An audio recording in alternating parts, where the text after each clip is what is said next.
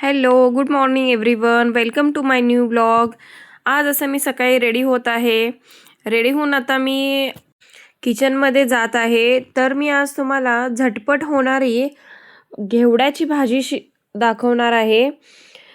पहिला आपण एक जण कसं करतात, घेवडा भाजून परत नंतर फोडणी देतात, असंही करू शकतोय. पण मी झटपट कशी करते भाजी सकाळच्या वेळेस, गडबडीच्या वेळेस, ते मी तुम्हाला आज दाखवणार आहे. तर रेसिपी तुम्ही पूर्ण पहा. या व्लॉगमध्ये तुम्हाला सकाळी मी काय काय जेवण बनवते ते, त्यानंतर एक मम्मीनं मी हेअरस्टाईल केली, एक आगळी वेगळी हेअरस्टाईल, बन आंबाडा हे आपण रोजच करतोय. एक छोटंसं वेगळं काहीतरी हेअरस्टाईल मी तुम्हाला दाखवते. त्यानंतर आमचं वेदू काय काय करामती करतो दिवसभरात ते दाखवणार आहे या ब्लॉगमध्ये. आणि संध्याकाळचं जेवणही तुम्हाला दाखवणार आहे. एकदम साधं सोपं, तुम्हीही करू शकता आणि आम्हीही रोज खातो. काही मसालेदार नाही, एकदम सिंपल जेवण.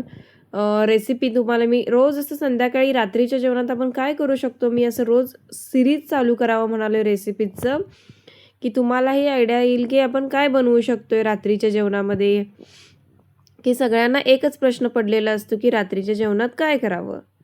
तर मी तुम्हाला रोज एक माझ्या व्लॉगमधून आयडिया देईन की रात्रीच्या जेवणामध्ये तुम्ही काय बनवू शकता. अशी मी रेडी झालेले आहे. रेडी होऊन आता मी देवपूजा करणार आहे पहिला. तर अशी मी आमच्या घरासमोरच जास्वंदीचं झाड आणि स्वस्तिकच्या फुलांचं झाड असं आहेत. तर ते मी फुलं आणायला जात आहे.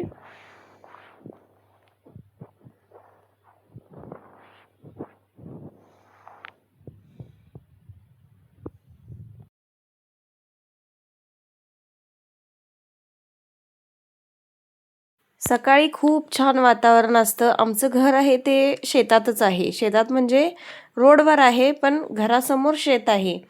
आणि घरासमोर असं भरपूर मोठं अंगण आहे. भरपूर फुलांची झाडं आहेत, शोची झाडं आहेत. खास म्हणजे आमच्या घराचं खास म्हणजे 2 पिंपळाची झाडं आहेत आमच्या घरासमोर. पिंपळाच्या झाडा तुम्हाला माहितीच असेल, पिंपळाचं झाड हे जास्त ऑक्सिजन देतं. त्यामुळे पूर्ण निसर्गरम्य वातावरण आहे आमच्या घरासमोर. स्वस्तिकची फुलंही, जे देवाऱ्यावर महादेवाचं पिंड आहे छोटं, त्याच्यावर आम्ही स्वस्तिकची फुलं घालतो आणि बाकी जे देव आहेत त्यांना आम्ही जास्वंदीची फुलं घालतो. जास्वंदीच्या फुलांचे 2 झाडं आहेत, भरपूर मोठे आलेले आहेत, भरपूर फुलं आहेत. याचं मी स्वस्तिकची फुलं घेतली.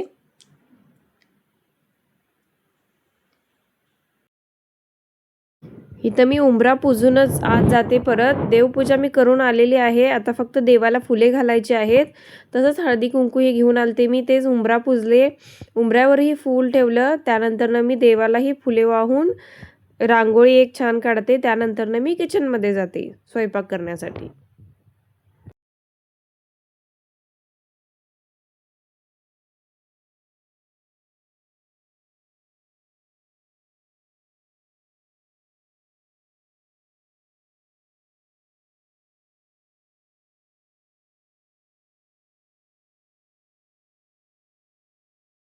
तोपर्यंत आमच्या मम्मीने चहा करून ठेवलेला, असा हा चहा दिला वेदूच्या पप्पांना आणि वेदूच्या आजोबांना. काकांना पाठवणार आहे मी व्हिडिओ.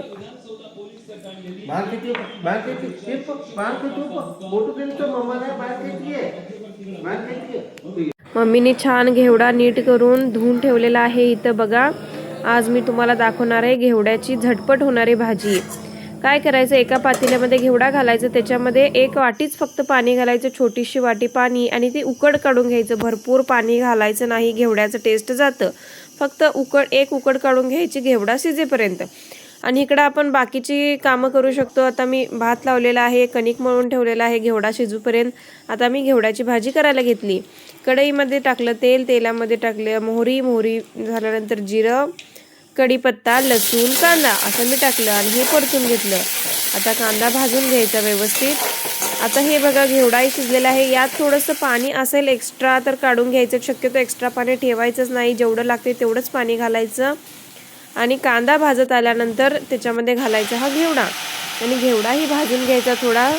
थोडासा एक अर्धा मिनिट भाजून घ्यायचा. त्याच्यानंतर घालायचं त्याच्यात चटणी, मीठ आणि शेंगदाण्याचं कूट. घेवड्याची भाजी, चपाती आणि आमटी असं जेवण केलेलं आहे. बघा, हे 8:15ला माझं आज जेवण तयार आहे. त्यानंतर मशीनमध्ये लावले वेदांचे धुणं. वेदांचं जे शॉल दुपटी असेल ते मी मशीनमध्येच घालते.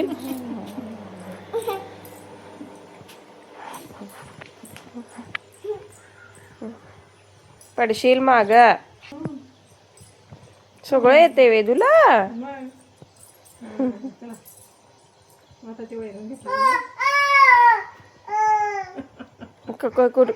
कुणाला द्यायचं? कुठं घालायचं वेदू? ते हंबाला कुणाला द्यायचं? हे मम्मम कुणाचं आहे? यम्मी. यम्मी म्हणालाय कालपासून. यम्मीच आहे की नाही? मम्मम कशाच आहे? हंबा. हंबा यम्मी. मग इथे मुंग्या झाल्या, तिथे जाऊ नकोस ना वेदू.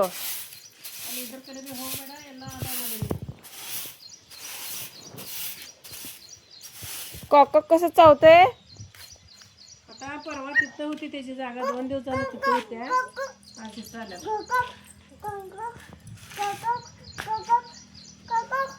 पप्पा मारतात. पप्पा आल्यावर मारतात. चाल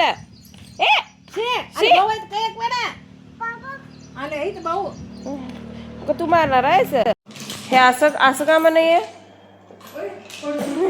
पडशील वेदू.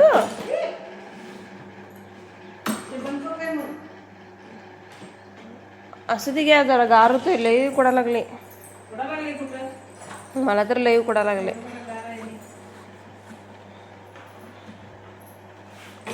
चहा करणार आहे ना? मला पण जरा करा.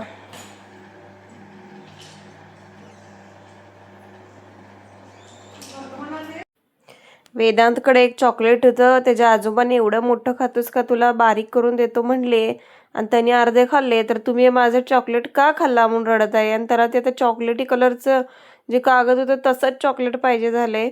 हे आम्ही देत आहे कच्चा मँगो ते पण तो खात नाही आहे की मला सेम टू सेम तेच चॉकलेट पाहिजे. शेवटी त्याला कसं बसं सगळीकडे शोधून ते चॉकलेट शोधून दिलं. मग तो ग बसला. खूप रडला दुपारी.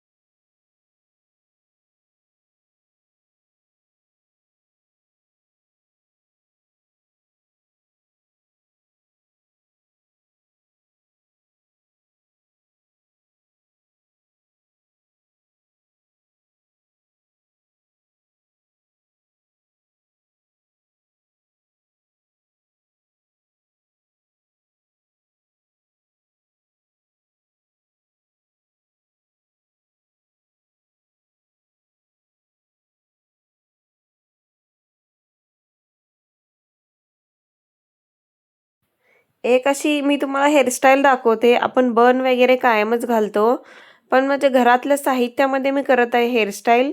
काही एक्स्ट्रा सामान नाही. जर इथं गजरा किंवा मोगऱ्याची फुलं असतं तर मस्त दिसलं असतं, पण आता माझ्याकडे नाही आहे.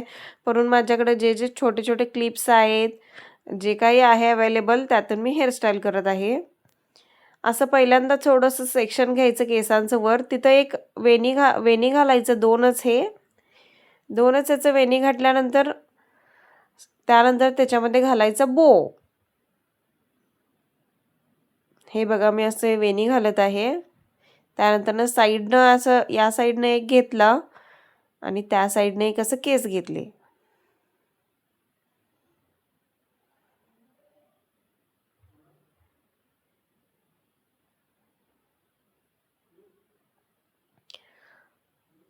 आता इथे वेणी घातली. वेणी घालून छोट्या छोट्या पिना लावल्या. वेणी का घातली, नुसता पिना लावल्या असत्या तर त्या लूज होतंय, परत परत लूज होऊन हेअरस्टाईल हळूहळू पूर्ण लूज व्हायला लागतं. म्हणून मी इथं वेणी घालून पिना लावल्या. त्यानंतर मी इथं बो लावला. असा एक तुमच्याकडं काळा बो किंवा काळा रब्बर, शक्यतो काळ्या कलरचा रब्बरच वापरायचा ह्या हेअरस्टाईलसाठी. माझ्याकडे आता नाही आहे, रंगीबेरंगी बो आहेत म्हणून ते मी वापरलं आहे. तुम्हाला असंच मी ट्रायलसाठी दाखवत आहे. बाहेर जाताना तुम्ही घालणार असाल तर काळ्या कलरचं रब्बरच वापरायचं, तेच छान दिसतं त्याच्यामध्ये. किंवा काळ्या कलरचे एकदम छोटे छोटे बो असले तरी चालेल. इथं मी आता बो लावले. आता असंच मी खाली हेअरस्टाईल करत जाणार आहे. या साईडनं थोडे केस, या साईडनं थोडे केस घेऊन मी बो लावत जाणार आहे. असे 4-5 बो मी वापरले आहे हेअरस्टाईलसाठी. वेदूची मजा बघा, तो मला हे आणून दे, हे लाव, ते लाव म्हणून आणून देत आहे. हे क्लिप लाव, हे क्लिप असं कर वगैरे म्हणून.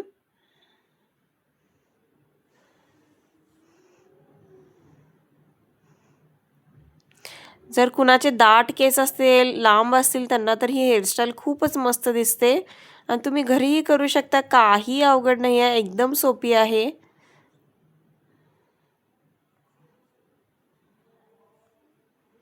असं मी आता बो लावत आहे.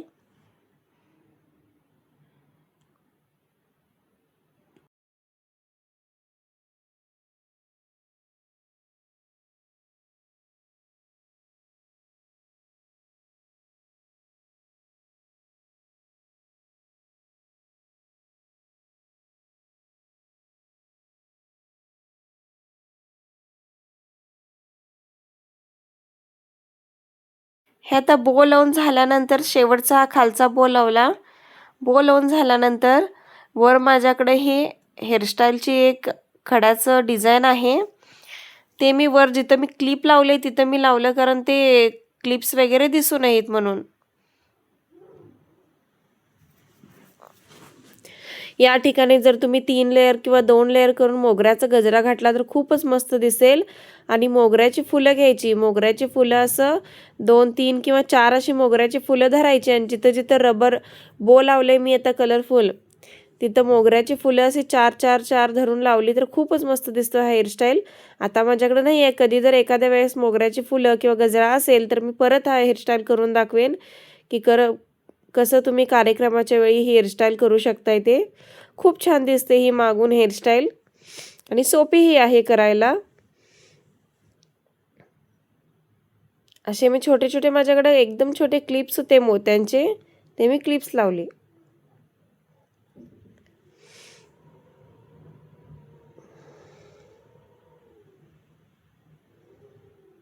आता बघा ही हेअरस्टाईल तयार झाली.